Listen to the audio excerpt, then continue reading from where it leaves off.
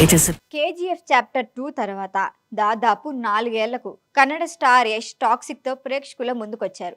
గీతూ మోహన్ దాస్ దర్శకత్వంలో తెరకెక్కిన ఈ భారీ గ్యాంగ్స్టర్ యాక్షన్ డ్రామాపై మొదటి నుంచే భారీ అంచనాలు ఉన్నాయి. సుమారు 500 కోట్ల భారీ బడ్జెట్తో రూపొందిన ఈ చిత్రంలో కియారా అద్వానీ, నయనతార, హుమా కురేషి, తారా సుతారియా, సుదేవ్ నాయక్ కీలక పాత్రలు పోషించారు.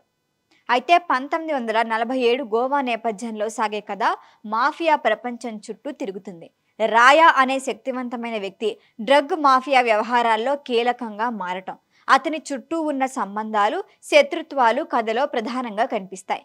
నయనతార రాయా సోదరి గంగ పాత్రలో, కియారా అద్వానీ నాడియా పాత్రలో కనిపించారు.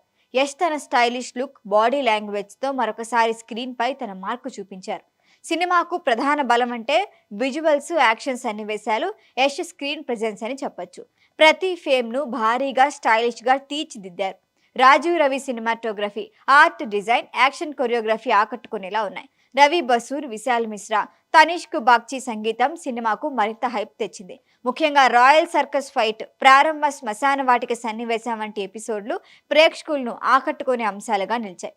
అయితే సినిమా విషయంలో ప్రధాన సమస్య కథ, స్క్రీన్ ప్లే. భారీ సెట్లు, స్టైలిష్ విజువల్స్, ఎలివేషన్ సన్నివేశాలు ఉన్నప్పటికీ కథతో ప్రేక్షకుడు భావోద్వేగంగా కనెక్ట్ అయ్యే అవకాశం తక్కువగా ఉంది.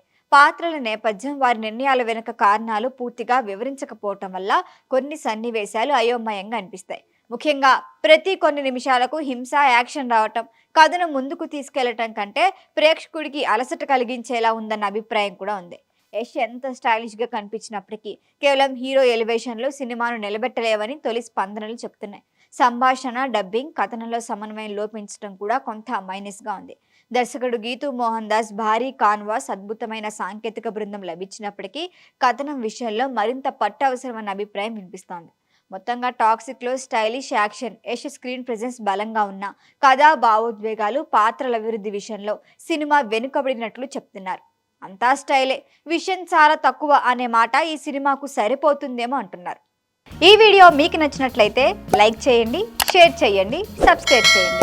మరిన్ని అప్డేట్ల కోసం మా వాట్సాప్ నెంబర్ను సబ్స్క్రైబ్ చేసుకోండి.